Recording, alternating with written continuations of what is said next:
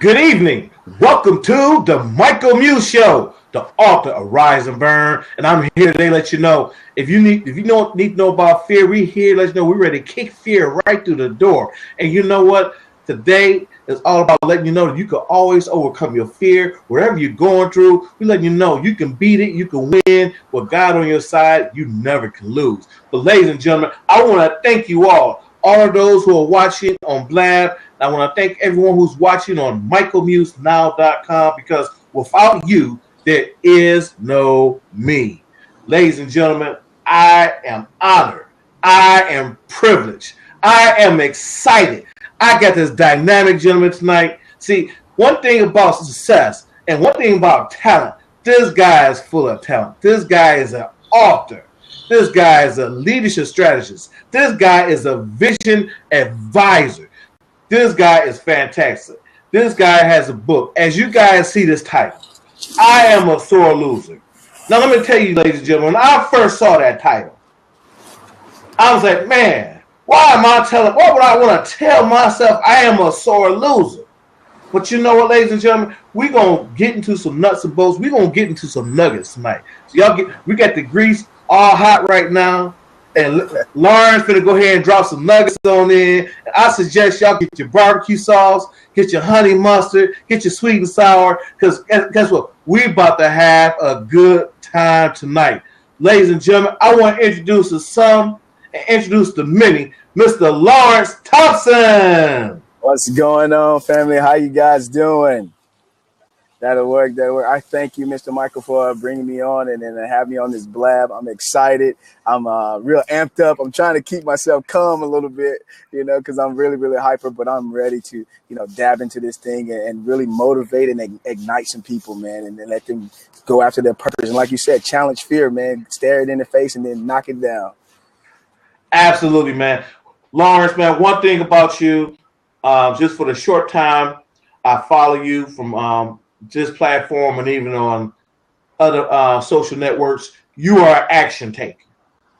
And one thing about that's the one thing when people look at success and they want to be successful, it's all about taking action. So I want to just jump right into the book. I Am a Sore Loser. Can you kind of share with the audience just the inspiration behind it and what, if any, details in your life which play a part in that? Yes, sir. Well, the book came about, man. It was in pain. I mean, really, pain was happening to me, man. I was married. I got divorced, and I lost everything in that divorce, man. And the crazy thing about it is that I'm a military guy. From high school, I was straight in the military in the Navy, served there 10 years, and I knew about war. I knew about strategic things and how to tap into things and come up and get out of it. But when this stuff hit me, man, it was like, yo, I cannot function in this era. I've never experienced and I cannot function. So I just was like, I was in this place. I was lost. I was sleeping in ladder wells. I was walking 10 miles to work. My family didn't have the means to help me. They let me lay on the floor. I would lay on friends' floor. I go house to house, couch to couch. I mean, it was just crazy. So, I'm in this place that I'm lost. I'm like, I don't know what to do. I don't know how to get out of this. And so one day, my little cousin, she has a soccer game. And me being the oldest of my family, I like to go and visit and do something with them at their first time, my cousins. I really like to tap into that. So I get there to her game and she's playing soccer. So she gets in the second quarter. And in the second quarter, she's hyped. She's excited. Like, let's go. Let's get in. I'm like, all right, cool. So she gets in there. And as she gets in there, she plays. She giving her all. She giving all she got. But remind you, this is her first time ever playing. First time ever. Oh, man. And so she comes running out the field. The game is over. The girls that they were playing with was very, very skilled because they've been playing together for about 3 years. And so she comes off crying. And I reached down to pick her up. And I'm like, why are you crying? And she was like, well, we didn't win. We didn't even score. And I'm like, it's okay. Man. I'm like, it's okay. It's your first time. It's okay. It's going to be times that you're going to score. It's going to be times that you guys are going to win, but it's okay. But in the background, I heard somebody say, well, she's just a sore loser. So now being the cousin that I am, right, being the cousin I am, I want to act a different way. But then I start to, and I know it's the blessing from God. He gave me a revelation when I heard that and saying, if you take all that emotion as being a sore loser, when you want to blame people, you want to blame the ref, you want to blame the team. If you take that emotion and use it as fuel to get out of every situation, then where would you be? So I started pondering that thing and start thinking about, because I'm a football guy, so I played football. And I knew this one team, man, here in Memphis, man, we had it out for each other every year. And one year we had the scheme down, we had the tapes, we knew everything was going, we knew they players, everything. And we played so hard that I think all of us was cramping up. And we lost by 2 points. And so it was like, man, how do we get better? And so me having that emotion, I said, you know what? I'm going in the gym more. I'm going to look at film more. And this team ain't going to do this to us no more. Not next year. It's not going to happen. And so I started to look at that in my life and saying, what is happening in my life? Should I be, I say in the book, am I a maintainer of issues or am I solving the problems? And so I said, listen, I'm going to take that emotion and take that drive, and I'm going to use the sore loser emotion to get out of what I'm getting out. Now today, I got everything back, and today I'm living my dreams. I'm moving in a great and mighty way, and I'm connected, and I'm showing people that being a sore loser is not a negative thing, because once you hear it, it's like a negative connotation. I'm showing that it's the most positive thing ever, because everybody wants to win. Everybody, it doesn't matter what you wanted. If you had a B and you wanted an A, you wanted to win that A. You know what I'm saying? Absolutely. Everybody wanted to win. So I'm just exposing and giving a positive light to what's already in us to win. Absolutely. That's amazing right there. Now, I know you just mentioned that you did 10 years in the military, right? Yes, sir. Now, absolutely. When it comes to military, first of all, man, I want to definitely thank you for your service for our country, man, because without you, man, we were not able to do the things that we do and be as, and do things in the free manner that we do it in. So definitely want to thank you. And so my question is, to go from being a military man to being an author. Now, let me ask you a question about the vision advisor. Explain to the audience, what is a vision advisor? The vision advisor is what I do is I start to, it's kind of like brainstorming. I take you in a place where we're asking these questions to make you take another step. Because what I want you to do is I want you to see it and saying, okay, I can see beyond that.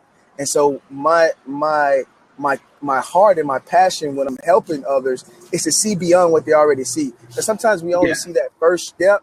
And when we see that first step, we look at that first step and say, man, and we stop there. And sometimes we even accomplish that first step and then we stop. But if we see beyond that and keep seeing beyond that, then it gives us more fuel and more tact to want to go beyond that. So it's just like I can use my military experience. Me, I was up in ranks, and so I had about 200 people under me, and so I now have at least 30 guys who've never left home before. I mean, never seen the outside of the United States, probably never seen the outside of their state. And now they on this $1 billion ship with $1 billion equipment, and we're going into a country that they like, what in the world is happening? And so what I did was I started to cast vision. And I started to cast vision about how we're going to get where we got to go. And I cast vision of how we're going to get things done. And I cast vision on how we can, make sure that we have a great cohesive unit. And then we're going to get everybody home. And so now I'm using that same tactic or that same way of going about talking to people and saying, hey, let's take your vision and let's expand it. Let's make it bigger. Let's make it broader so that we can now tap into those things that you have so that you can move forward and doing great things. So me being that business strategist, man, is just really just helping people see what they see beyond what they see. You know what I'm saying? And really go after those things that are really, really tapping in to do what they're going to do. So yeah, so I mean, that's that's the way, you know, that vision thing is going forward. So we go by that way and tap into that, and it's pretty amazing to see people when they start seeing different things, when they start connecting with different things, when they start to really see things exposed, when they're constantly looking deeper. It's pretty amazing and pretty exciting how they react when they start to see the deeper side of their vision. Oh man, that's great, man. Definitely, you hit on something real big, man. Just what you said a little earlier, just on how you brainstorm to help a person get from where they are to get to the next level. And like you say, that takes a special skill. And one thing I know is what you said. At being in the military, you rose up through the ranks, and you had at one point you said you had 200 men under you. And man, that is remarkable, man, because most people get in the military, they just Michael, we're gonna try to refresh this one more time, and so we can really connect in everything that we got to do. So, yeah. Sorry for the delay, people. We had a hiccup, but we're back on. Yes, sir. So definitely, yeah. So back to what I was saying, man. Definitely, just the fact that you're leading these guys. And let me ask you this question. This is an important question here because you're definitely, from everything I've read about you and look, you're definitely a man of faith and a man who loves the Lord. So when it comes to your success, when it comes to your faith, kind of tie that in to where you are now. On the amazing thing, man, is how God really shows up in every aspect of this thing. Now, what scripture that really kind of keeps the fuel going for me, keeps the faith moving inside of me, is when God showed us the scripture that says that He always calls us to triumph. And so, I ain't gonna lie, I'm a pretty cocky guy, man. I'm pretty competitive. When I look at scripture, it's all about competition, and so to hear those type of scriptures that tell me that I'm more than a conqueror type stuff, man, it's like, oh, you empower me to do what I got to do. So get in there, huh? right, let's go, let's do it. Yeah. So with God, man, God had to show me that I was even a lot stronger than what I thought I was. And so keep hearing that scripture over and over again and allowing the Holy Spirit to really get that deep down in my heart is that He will always cause me to triumph. I was like, yo, dude, ain't no telling what I can do now. You know what I'm saying? I go after everything full force because He's going to always cause me to triumph. I don't care if it's a failure. I don't care if it's a setback. He's going to always cause me to succeed. And so I rest in that, man. I rest in that scripture, and that scripture is alive inside of me. So it doesn't matter. I remember when I end up losing my apartment and because the job fired me. And I'm like, yo, and I was a great worker. I was a great worker. I'm talking about I helped put up systems and everything, and it was nothing there. The job just let me go. And I'm like, yo, I'm about to lose my apartment. And I'm like, yo, I need a job. and so I didn't have it. I didn't have it. But I was like, God will always cause me to triumph. I don't matter. He's going to always cause me to triumph. And it was probably about within 2 weeks, got another job just like that and was paying more and more relaxed. So I believe in faith so wholeheartedly that it's scary. Like friends and family, they look at me like, what are you saying? And I'm like, no, I believe in what the word of God's saying. And it's so scary that you probably gonna not associate yourself with me, but it's okay. Because when it multiplies and then when it manifests, then you can come back and I'll tell you how I believe God and He did it. Man, that is powerful, man. One thing, just looking at your book, man, let's talk about the push of defeat, because one thing about life I've learned, there has to be a certain mindset in dealing with issues. There has to be a certain mindset when problems come, because I truly believe when you want to know your power, you only learn that power when you deal with problems. Yeah. And so definitely, man, my question for you, man, just what did you learn from the push of defeat, and how do you use that to help other people? Yeah, well, the push of defeat in that chapter, I talk about how You know, the losses or losing gives you that push to keep going, you know, and you have to use those losses as that fuel, as that food to continue to go forward. Because if you don't, you're going to allow the loss to keep you down. You're going to allow the loss to change your mindset, even change your dream. You'll shift and go to something else when you're destined to do this. But because you lost, you're going to say, man, I'm going to go and do something different. So I say I embrace defeat. I take on defeat. I love defeat, and it gives me the push to go and to get more and to go deeper.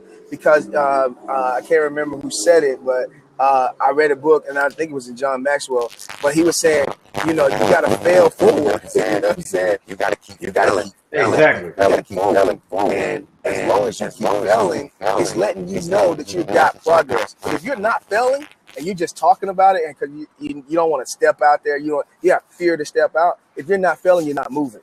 You're not doing nothing.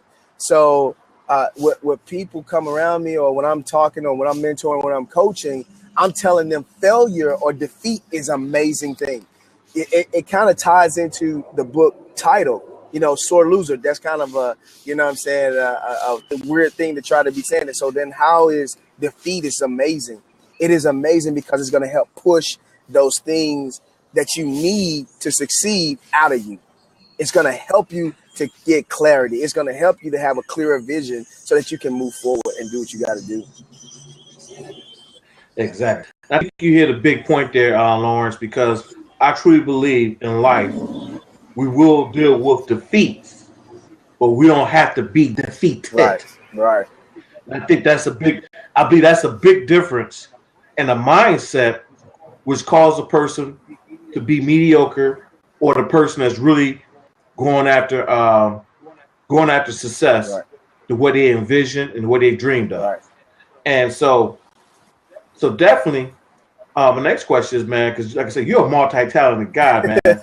You're a leadership strategist, man. Yeah. So, man, you know, you're the first leadership strategist I've met. So, can I explain to the audience, man, what does a leadership strategist do, and how would that work in business, organizations, etc.? Yeah.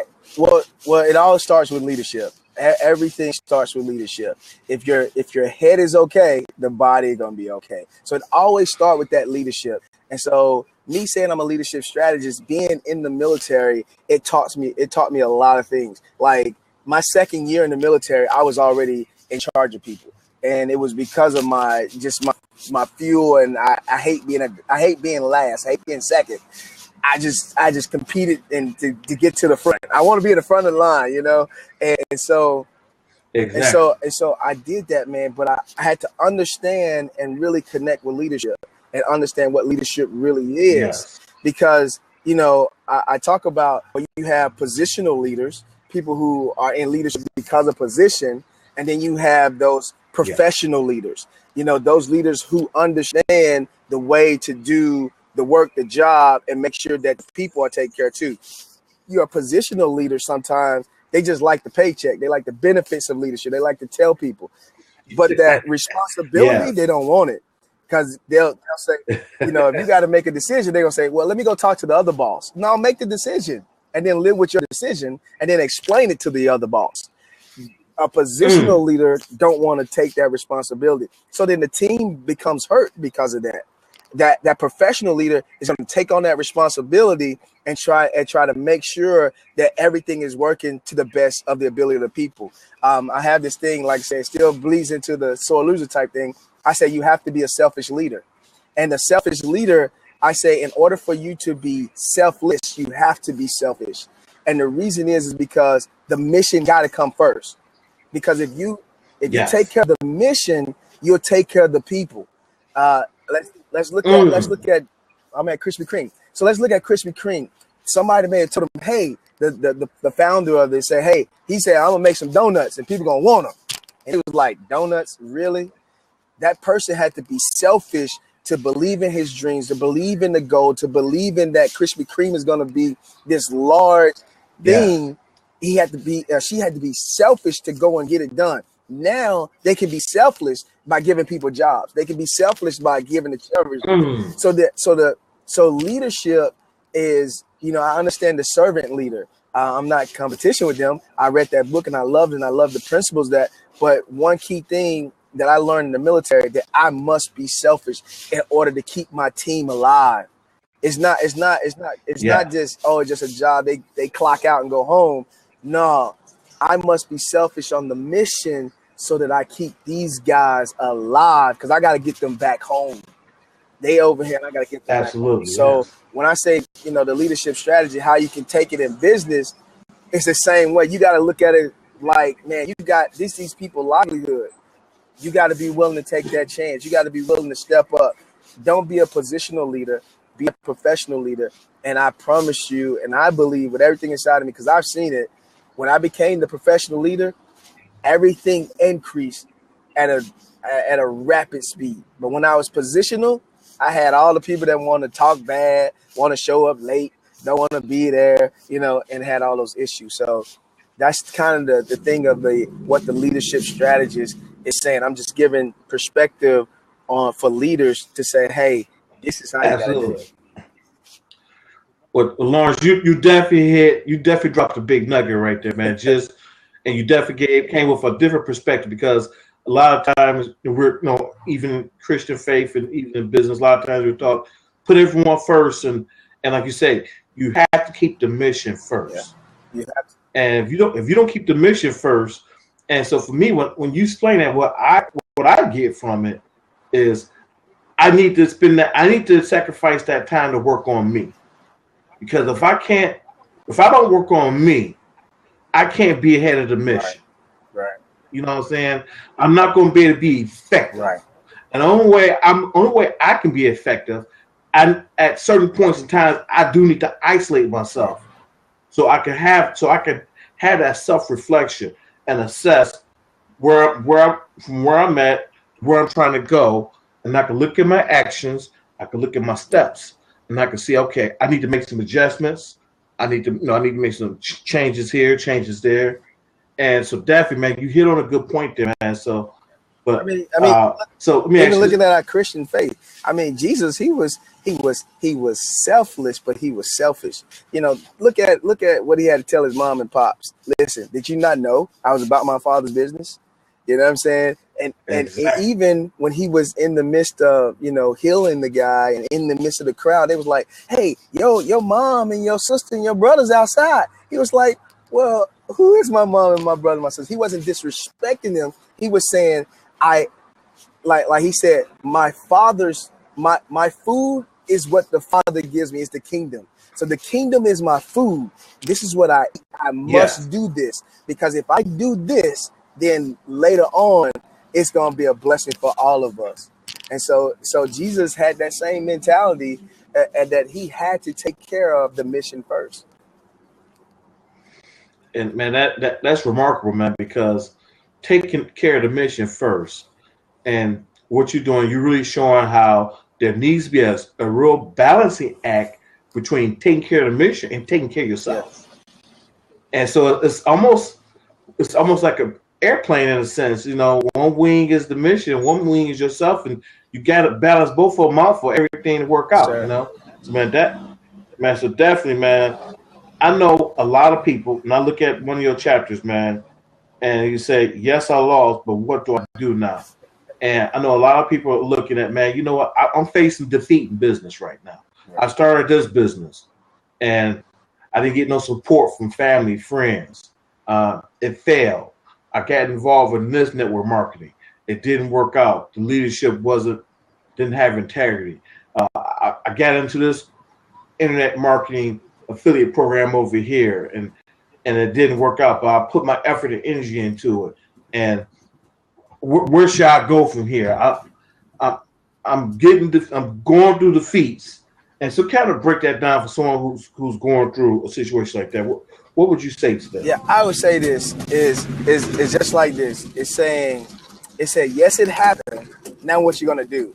And it wasn't until, hold on, let that truck pass on by. It wasn't until I admitted that it happened, I was able to move forward. When you keep denying and you keep saying no and this, especially in business when you're making the decision. I mean, I tried a lot of stuff, you know, and in my Right. brain, in my heart, I was determined to keep trying something until I hit it. And you know, I got three sisters, a niece and a nephew, and another niece that are looking after me. So I'm like, I'm gonna keep going until I hit something. But you have to admit that it happened to you. You have to say that. I mean, that Exactly. defeat, Yes. you have to say it. It's so liberating when you admit that it happened. It's so liberating when you say, yes, it happened. And then you have to come behind and say, now what do I do now? You know, do I Exactly. learn to build on what I just went through, or do I just get rid of it? You know, because if it's something that you need to get rid of, just get rid of it. Don't try to go back to it. Just crush it, man. Get rid of it. You know what I'm saying? You know, write it off. Get it out the house. You know what I'm saying? And let Absolutely. it go, and then go find something else. But if it's your destiny, it's your purpose, if it's your business that you know that Yes. is yours, this thing happened, you now have to say, now what do I do next? And then Absolutely. start to lay those things in place so that you can see what you can do next on how to get things done. Because if you don't lay out those next steps, then you'll rest in, oh, it just happened, and you have the woe is me syndrome.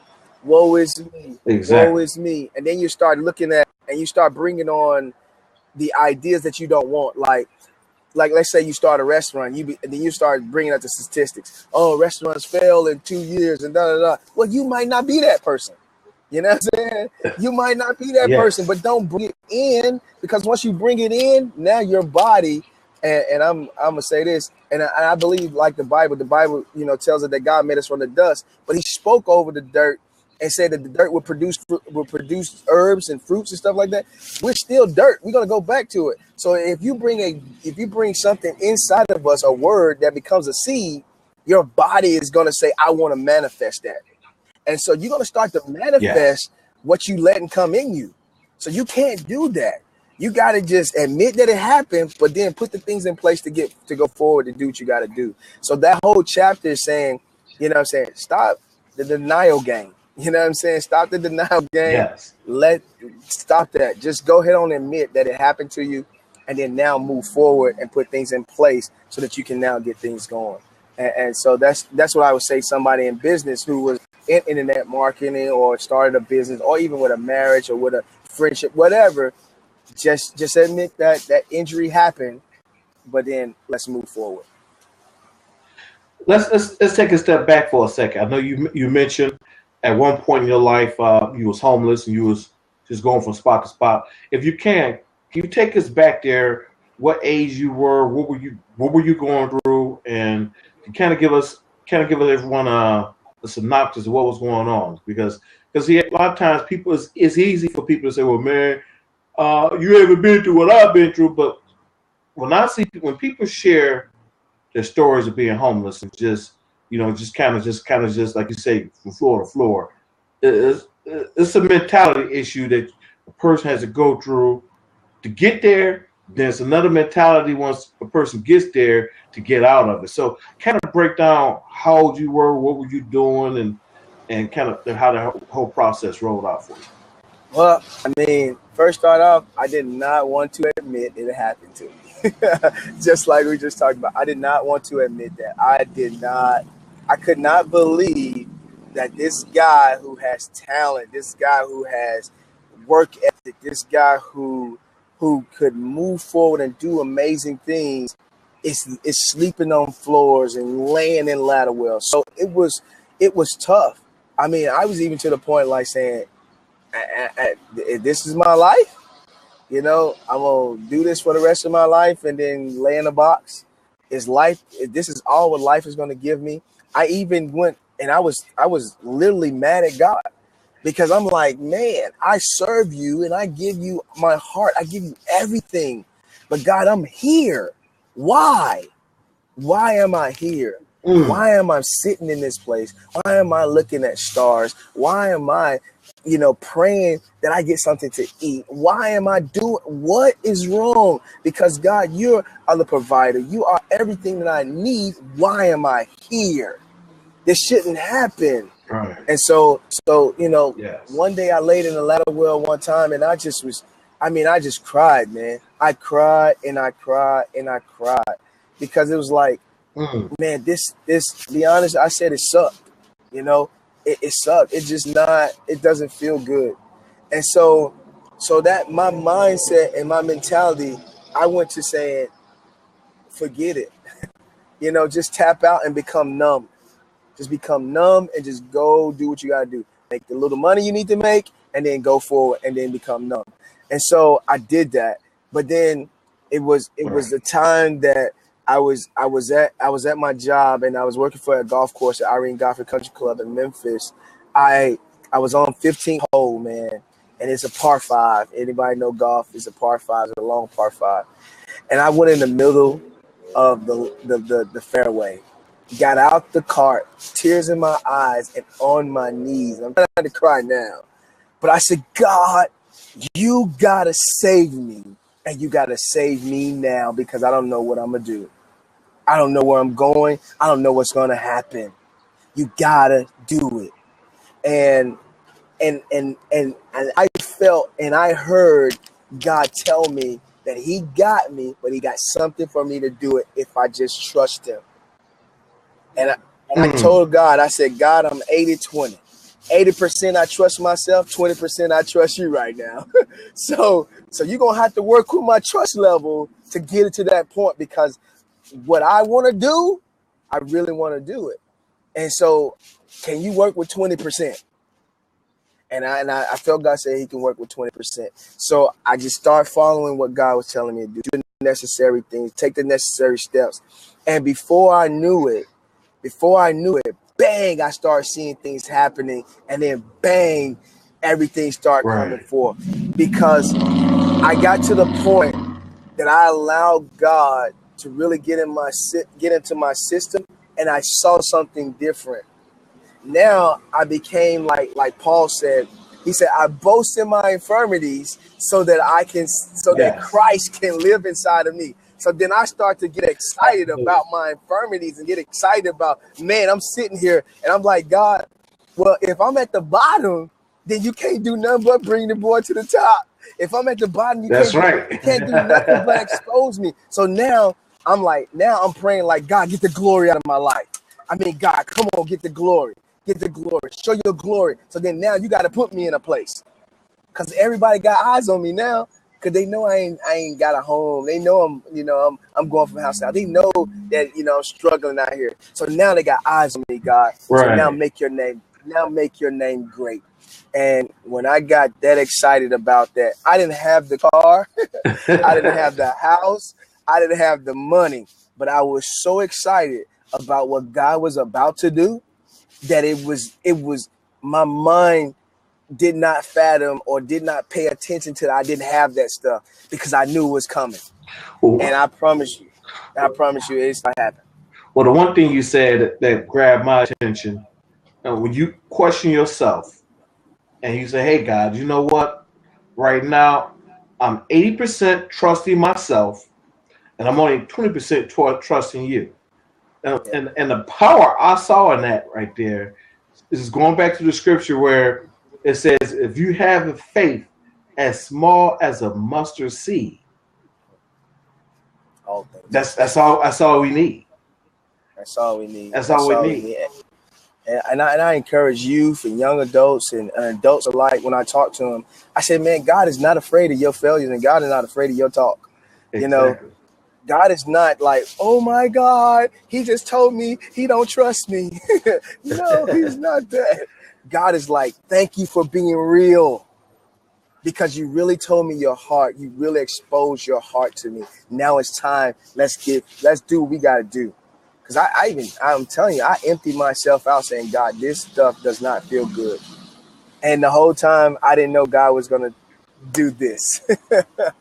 Now I'm talking to you, saying on blab, not knowing what God was going to do. And it's so amazing. And if you don't mind me, how long ago was that? That was like till today, about 4 years ago. Okay.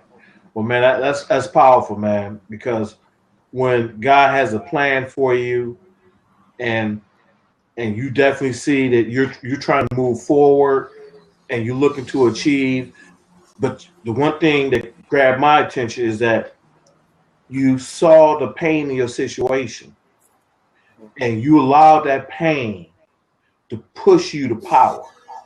You allowed that pain to push you to make decisions. And you actually, it's like you use a lot of your military experience. And you know what? Why am I doing what I'm doing? Yeah. I have led men Yeah. in battle, and here I am sulking. But let me go ahead and, like you say, you went ahead and make that decision, and you gave it all up, like you say, and that's powerful, man. Because I think we all a breaking point where God can use us, and so we can really take advantage of the place where we need to go. Because one thing I learned is so easy to get in a mold of mediocrity. I know me myself, man. That's a battle every day because it doesn't take much.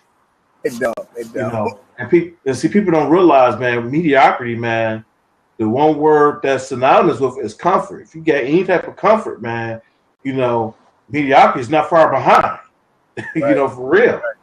And so we have to be in situations where we can work harder and make decisions and just really work on being in God's will so God can use us and really seeking out what his plan is for us, man. Because for me, like I say, I had suffered a heart attack, seizure, and kidney failure all at the same time.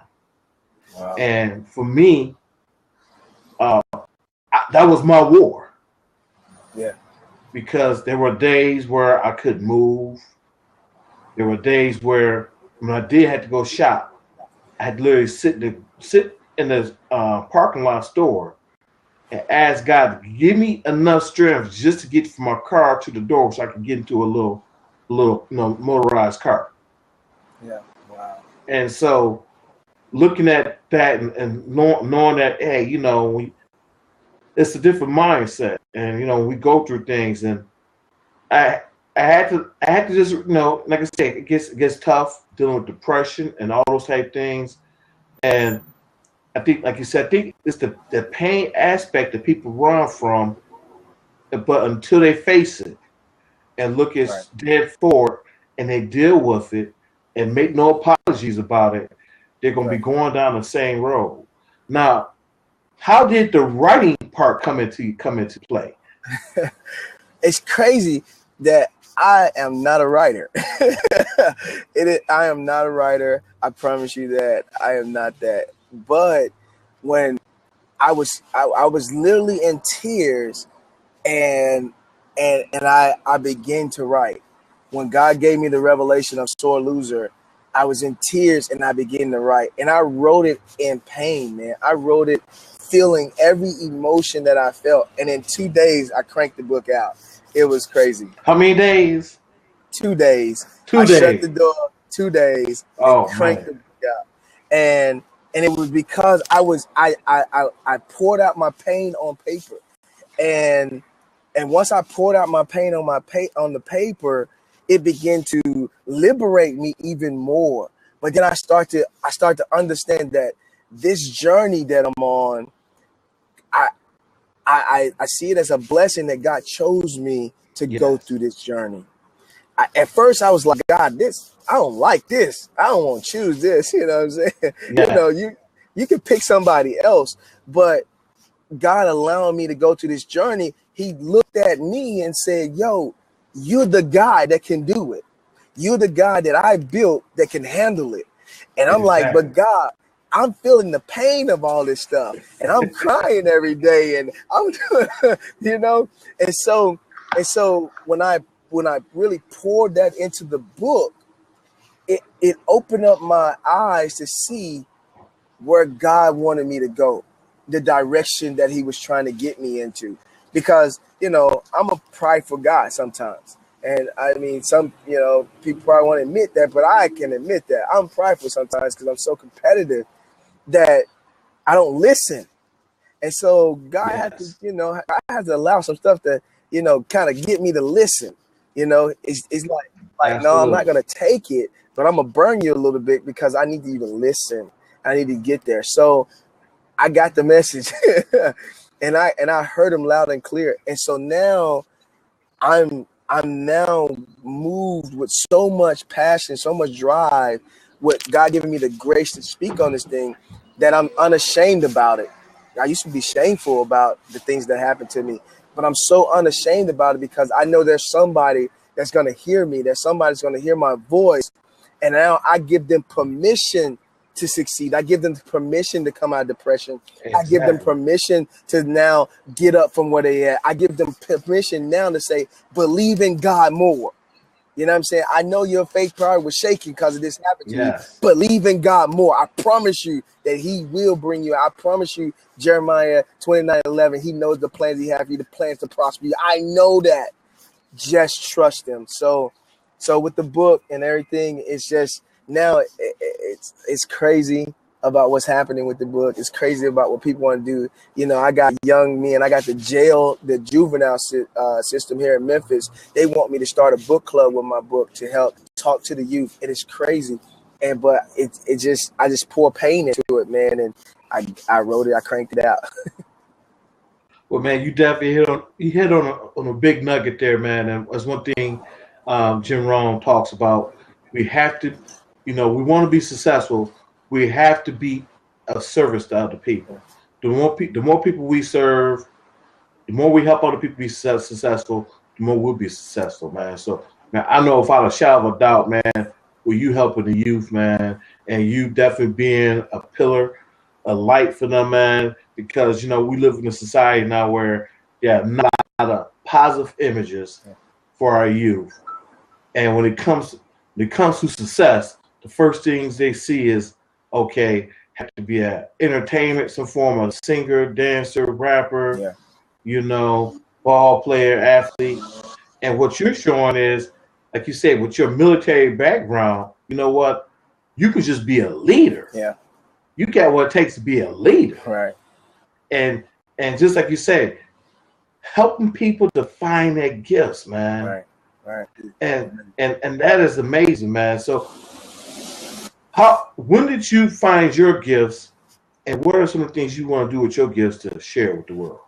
Well, I was already doing it, but I didn't know it, because I was a class clown, always wanted to be the life of the party. No, not you, man. Yeah, not you, man. I was that guy, man. I was that guy. Class clown, life of the party. Even when I went in the military, it's the same thing. Life of the party, class clown, just wanted to do everything. So my gift was already operating, but I didn't have the character with it.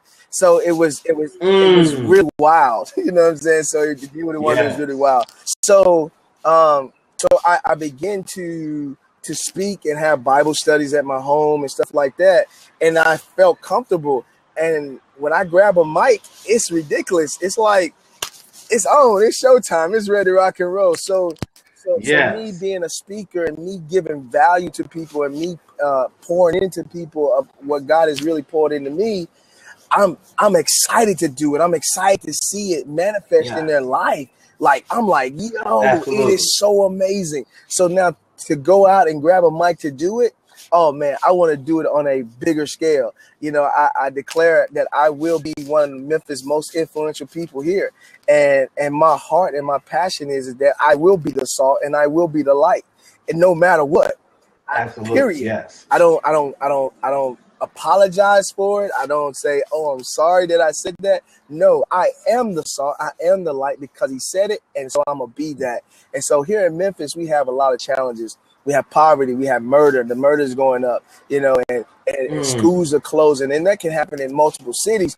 But I'm like, we finna be the kingdom for real. You know what I'm saying? So what I want to so where I want to take my gift and where I want to take my purpose and my talents is to be on the stages here in Memphis, but also connecting around the world, because I want to be able to be, it's kind of like Jesus did, man. He would hide the truth in the parable.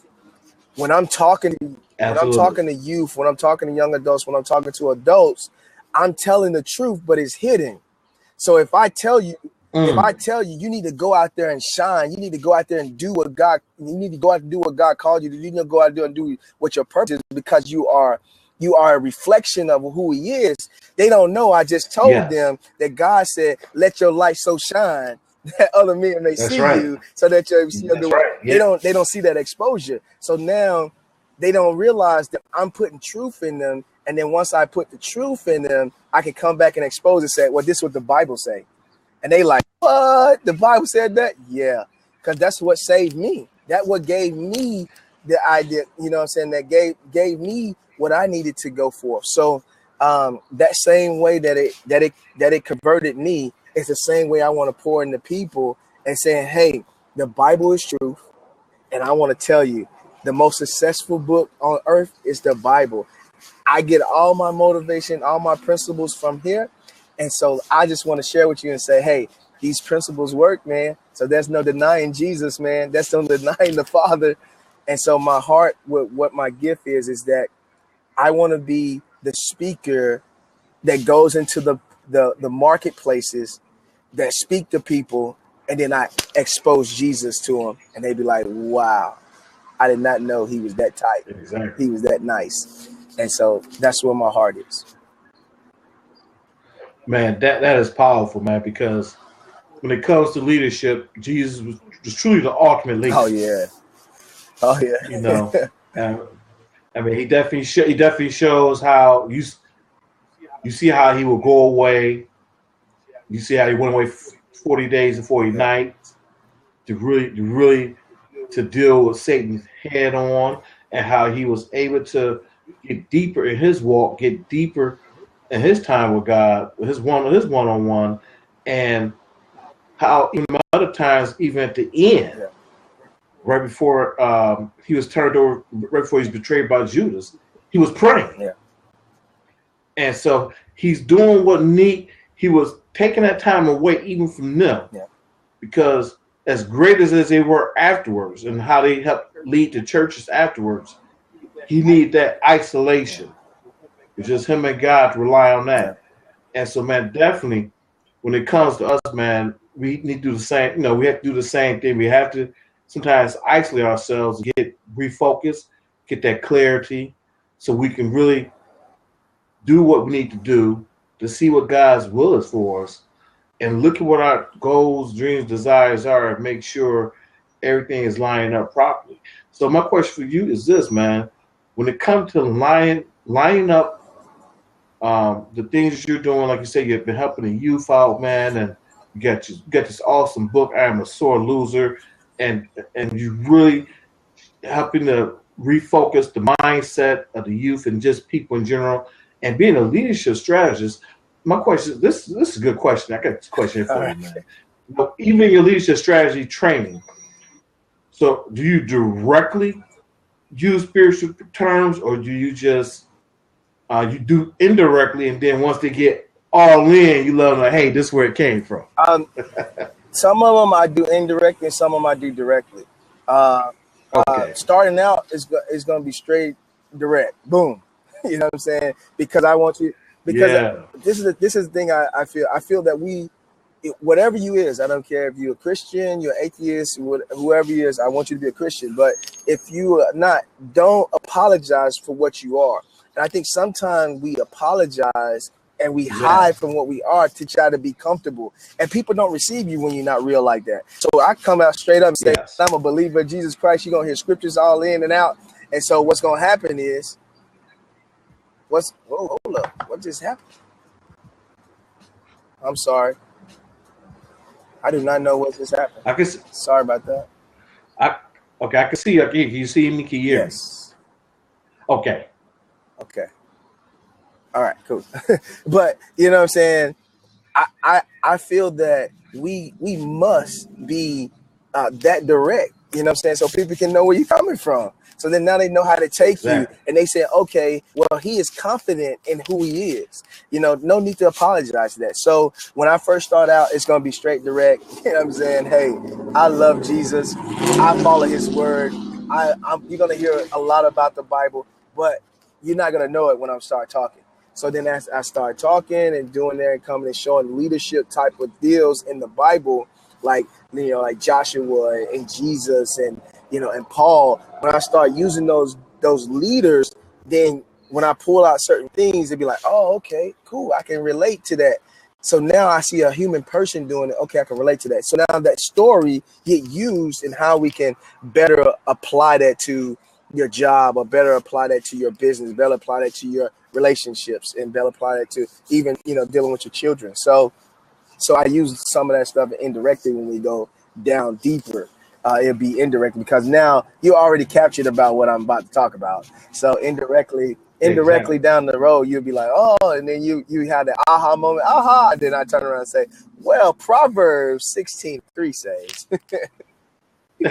That's right, man. I just want to recap real quick what I want you to do, because some people have just got on and they didn't quite, maybe don't quite understand what the I am a soul loser is. So if you can kind of just recap I am a soul, why, what the soul is, what I am a soul loser is, and if chapter 4 in your book on being a sore loser yields results, that'd be Okay. great. What sore loser is about? Sore loser is about where you taking that emotion that you use as a sore loser when you want to blame, you want to talk, you want to talk about stuff, you want to really quit and give up. You take that same emotion and use it to get out of any situation that you're in, because we have the will to win inside of us. It's programmed inside of us. So what I did Yes. was I took those emotions when I was at my lowest point, and I used those emotions to now multiply who I am, where I am, and what I'm doing. And so now it's like, take those emotions, instead of just disowning them or suppressing them, bring them up. I mean, feel them, feel that emotion, and Yes. then use that emotion as fuel to get to where you got to go. And so that chapter said, being a sore loser yields result, meaning that when you allow those emotions to happen, when you being a sore loser, when you allow that emotion to, you feel that emotion, let that emotion happen to you, you'll start to go forward and doing what you got to do. So it's going to breed the results that you want, because you're now saying, I will not quit, I will not stop, I will not finish, That's right. I will Yes. I will get what That's I got right. to get done. See, I hate losing.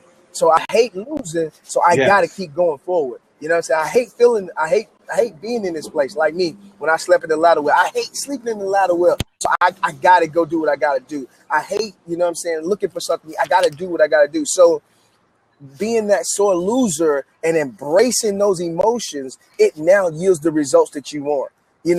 I just gave you the name sore loser because that's what it is. But many other people say, man, failure helps you to do this. You know what I'm saying? The fear of failure helps you to do this. Yes. It's the same thing. It's our will to win. We always are built to win, no matter what. I don't care who it is. I don't care what it is. You're built to win because God said he always calls us to triumph, and it's in our DNA. God is an increasing God. I mean, he ain't got time. He That's ain't gonna right. let nothing not increase. You know what I'm saying? Even if he had to That's cut you, right. he's cutting you so that you can increase. He's not cutting you so you can go back. He's cutting you so you can increase. So it's in our DNA to be like our Father, to move and go forward and increase and take over the land. He called us to do that. So that's what being a sore loser and allowing that emotion to do it, it yields the results you need. Man, that right there is powerful, Lawrence. That is powerful. Yeah, man, definitely, man. We're getting close to the end of the show. But if you can just leave one last thought for everyone, and you can share your contact information, how to get in contact with you, because everyone, just let you know, if you didn't watch the whole show, this gentleman here is the author of I Am a Sore Loser. He is a leadership strategist. He is a vision advisor. He is a coach. This guy is remarkable. So this guy has a proven system from years of building the military and from years of learning from, like he said, learning from the defeats that he dealt with to be where he is today. So, hey, when it comes to getting your life together, this guy right here has a plan. I'm sure he can help put you in a place where you can get some clarity and you can actually see, if you don't already know, that God has a plan for you. Man. Hey, yes, sir. I can say this is that, man, just trust God and believe it. Because if you believe it, you'll go forward and do it. Quit worrying Yes. about the how. I mean, when you're resting in the how, you're not going to move forward because you already don't know how to do it. You know what I'm saying? If God giving you a vision, if God giving you this purpose and this destiny to do, then he understands that you didn't have it when he told you. So if he understood that when he told you, he already spoke it to you. He's telling you that I already got the provision for you if you just go do it. Just believe it and go do it. Don't worry about the how. And so my final thought or my final connection with those that are out there that's listening and hearing this is that understand that you got a cheerleader, one cheerleader that always cheers for you, and that's God himself, because he created you and he gave you what it is, and he's not going to let you come back to heaven without having it done. So go out, empty yourself out, live your life, empty yourself out, be empty when you lay in that box, and when you look up and that you finna take that last breath, you like, I did it and it's over. I let it out. God, I'm tired because I'm empty. Don't be tired because you're full. All right. How to get in contact with me? You can go to my website at LawrenceThompsonJr.com. You can find all the content on there. Also, I have a radio show. You can look online. It's AM 990 Memphis. You can tap into that. You can find me on the social media platforms at Lawrence Thompson 8008. That's on Facebook. And on Twitter is Fire in the Heart 1, all lowercase. You can find me and connect on there. And I love Mr. Mike. I'm sorry I call you Mike, but Mr. Michael, I feel like we're brothers, man. You know. But Mr. Oh, we are, man. We are, man. Mr. Michael, I appreciate the opportunity. I appreciate the time. I do not take this lightly for the platform that we have, and even having an opportunity to speak into the mic, and whoever listens to this, you know, maybe, you know, I say something that inspires them, that jars them to go forward. I do not take it lightly, man. So I bless God for you, and I bless God for what you're doing, and I'm very, very grateful. So thank you, sir. Well, definitely, Lawrence, man, definitely. You are the light, man. We see what's going on in our inner cities, and even though we hear about what's going on with our young boys and the murder and everything, but, man, you continue being that light. I appreciate you, man, because, see, that's the light that shines bright. And when it shines bright, it goes from village to village, town to town, county to county, city to city, state to state, country to country, continent to continent. Then you worldwide, man. That's how you do it, man. So you continue. That's right. So you keep on shining, man. But I want to thank you so much for coming on, man, because it's the experiences that we go through, man, that we learn from, and because truly, man, no man is an island, and in order for us to be successful, man, we have to have a support team. We have to have people who believe in us, man. So, man, I want to thank you for coming on. And I want to let everyone know when it comes to the Michael Muse Show, you can reach me. I am the author of Rise and Burn. You can reach me at michaelmusenow.com, and you can email me at michaelmusenow@gmail.com. Just let you know, overcoming your fear is not an option. And ladies and gentlemen, I thank you for coming on tonight, and I'll see you next week at the same time. You have a great day.